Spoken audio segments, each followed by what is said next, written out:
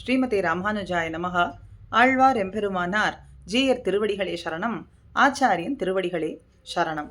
ஞானியானவன் எனக்கு ஆத்மாவாக விளங்குகின்றான் என்பது எம்பெருமானுடைய வாக்கு.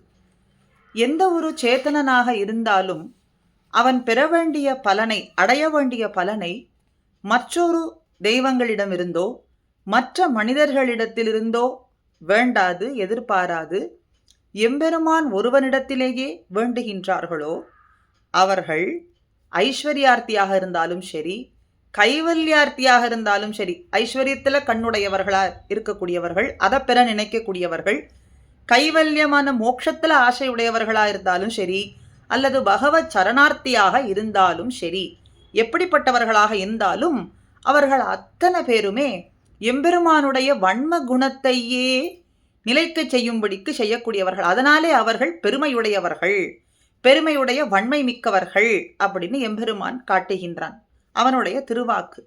அதிலேயும் இந்த ஞானிகள், ஞானி து ஆத்மேவ மே மதம்னு சொல்றான்.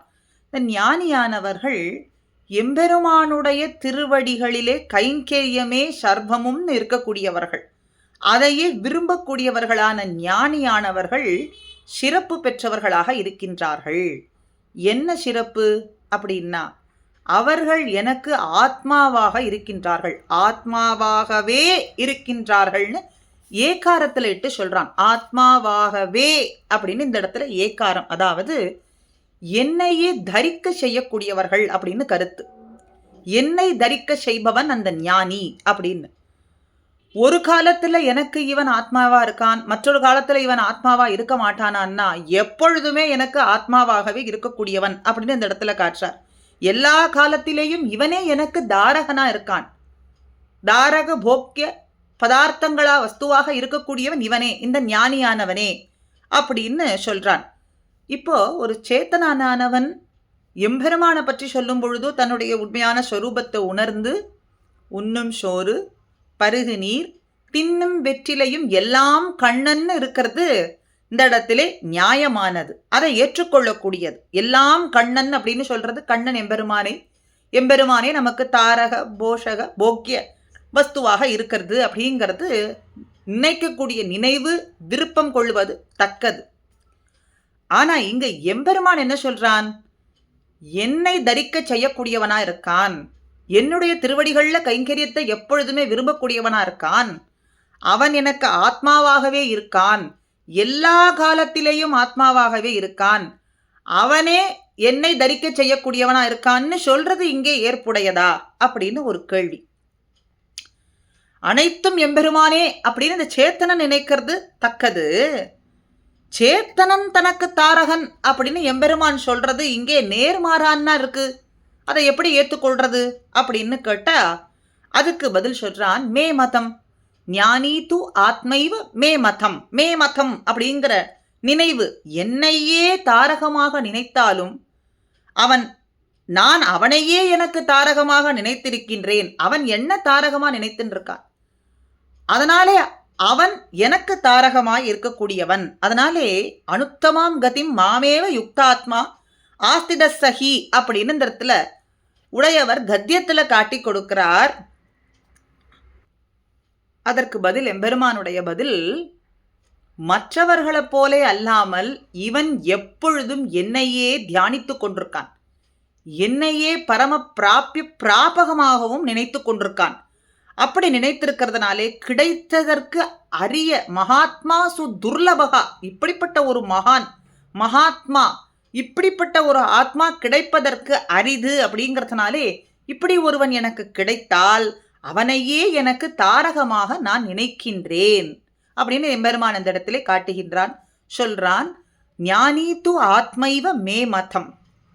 சரி, என்னையே பக்தி யோகத்தாலே ஆராதிக்கும் பல ஜென்மங்கள் இப்படியே மறுபடியும் மறுபடியும் பிறப்பு பிறப்புன்னு ஜென்மங்கள் கழிந்த பின்னே கடைசியான ஒரு பிறப்பிலே எந்த ஒரு பக்தனானவன் அந்த பிறப்பிலே என்னை சரணம் அடைகின்றானோ அப்பொழுது அப்படின்னு ஏற்றுக்கொள்கின்றேன்னு சொல்றார்.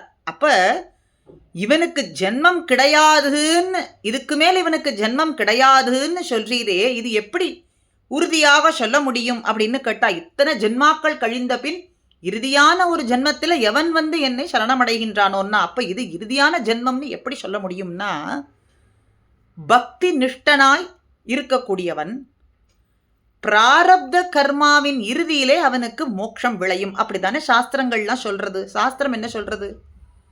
பக்தி நிஷ்டனாய் இருக்கக்கூடிய ஒருவன் அவனுடைய பிராரப்த கர்மா அதனுடைய இறுதியிலே அதெல்லாம் கழிந்து அதனுடைய இறுதியிலே இவனுக்கு மோட்சம் நிச்சயம் அப்படின்னு சொல்றது. அதனாலே இவனுக்கு இதுவே இறுதியான பிறப்புன்னு எப்படி நீ சொல்ல முடியும்? இவனுடைய பிராரப்த கர்மா எல்லாம் கழிந்ததுங்கிறது எப்படி தெரிந்து கொள்றது அப்படின்னா, அதுக்கு மேலே பதில் சொல்றான் எம்பெருமான். ஞானவான் இதுவரைக்கும் என்னை சித்தோபாயமாகவும் பக்தியை சாத்திய உபாயமாகவும் நினைத்து வந்த அந்த ஞான பக்திங்கிறது ஸ்வயம் பிரயோஜனம் அப்படிங்கிறது உணர்ந்து விடுகின்றான். இதுவரைக்கும் சித்தோபாய சாத்தியோபாய ஞான பக்தி இருந்தது, இப்போ ஸ்வயம் பிரயோஜனம் அப்படிங்கிறது உணர்ந்து விடுகின்றான். அதனால நானே உபாயம் என்னும் ஞானம் உண்டாகின்றது. எம்பெருமானே உபாயம் அப்படிங்கிற தெளிவான ஞானம் அப்படிங்கிறது இவனுக்கு உண்டாகி விடுகின்றது. சரி, இந்த ஞானம் உண்டானதுனால அவன் செய்யக்கூடிய காரியம் என்ன அப்படின்னா, மாம் வாசுதேவ சர்வமிதி பிரபத்யதே அப்படின்னா, வாசுதேவனே எல்லாம் என்று என்ன பற்றுகின்றான். அவனுக்கு இதுவரைக்கும் இருந்த அத்தனை எண்ணங்கள் கழிந்து மற்ற விஷயங்கள் இருக்கக்கூடிய அருச்சி எல்லாமும் விட்டு போய் எம்பெருமானே சர்வ உபாயம் அப்படிங்கிற திருட்டமான ஒரு எண்ணம் இவனுக்கு தோன்றுகின்றது. அதனால இவன் செய்யக்கூடிய அந்த அறிவு ஏற்பட்டதனால இவன் செய்யக்கூடியது என்ன? எம்பெருமானே எல்லாம் அப்படின்னு எம்பெருமானை பற்றுகின்றான். அதாவது அவனுக்கு உறுதி ஏற்பட்டு விடுகின்றது. எம்பெருமான் தான் நமக்கு கதி அப்படிங்கிற உறுதி ஏற்பட்டு விடுகின்றது. ஆக சுபாலோபனிஷத்துல மாதா பிதா பிராதா நிவாச சரணம் சுக்ருத்து கதிர் நாராயணகா அப்படின்னு சொல்லப்படுறது. நாராயணனே தாயாகவும் தந்தையாகவும் தன்னுடனே பிறந்தவனாகவும் தங்குமிடமாகவும் மோட்ச உபாயமாகவும் நண்பனாகவும் மோட்சத்தில் சென்று நாம் அடையப்படக்கூடிய வஸ்துவாகவும் இருக்கின்றான் அப்படின்னு சொல்றதுனால இதையே ஆழ்வார் பாசுரத்துல சேலே கண்ணியரும் பெரும் செல்வமும் நன்மக்களும் மேலா தாய் தந்தையும் அவரே இனி ஆவாரே என்னும் உண்ணும் சோறு பருகு நீர் தின்னும் வெத்திலையும் எல்லாம் கண்ணன் அப்படின்னு சொல்றபடிக்கு இவனால கைவிடப்பட்ட உபாயங்கள் இது இவனை கைவிடப்பட்ட உபாயங்கள் அத்தனையும் இனிமேல் கண்ணன்தான் அப்படிங்கிற உறுதி இவனுக்கு ஏற்பட்டு விடுகின்றது. அப்படி உறுதி ஏற்பட்டவனுக்கு, ஞானம் பெற்றவனுக்கு, எம்பெருமானே சர்வமும் அப்படிங்கிற எண்ணம் கொண்டிருக்கக்கூடியவனுக்கு, அப்படிப்பட்ட அந்த ஞானியானவனுக்கு எம்பெருமானுடைய திருவடிகள்ல சதா கைங்கரியம் பண்ண வேண்டும். அதுதான் ஒரு மேலானதான ஒரு இலக்கு என்கின்ற எண்ணம் கொண்டிருக்கக்கூடியவனை நான் எனக்கு ஆத்மாவாக எண்ணிக்கொண்டிருக்கேன் அப்படின்னு அப்படிப்பட்டவன் கிடைப்பதற்கு அரிது. அப்படி கிடைத்தால் அவனை நான் தாரகமாக ஏற்றுக்கொள்வேன், எக்காலத்திலேயும் ஏற்றுக்கொள்வேன் அப்படின்னு எம்பெருமானே தன்னுடைய திருவாக்காலே காட்டுகின்றான் என்று உடையவர் கத்தியத்துல நமக்கு அழகாக காட்டிக் கொடுக்கிறார். ஆக எக்காலத்திலேயும் எல்லா விதத்திலேயும் எல்லா நிலைமையிலேயும் நமக்கு எம்பெருமானே சர்வகதி என்பதுதான் இந்த சாராம்சம். இன்றைய அனுபவத்தில் ஸ்ரீமதே ராமானுஜாய நமஹா.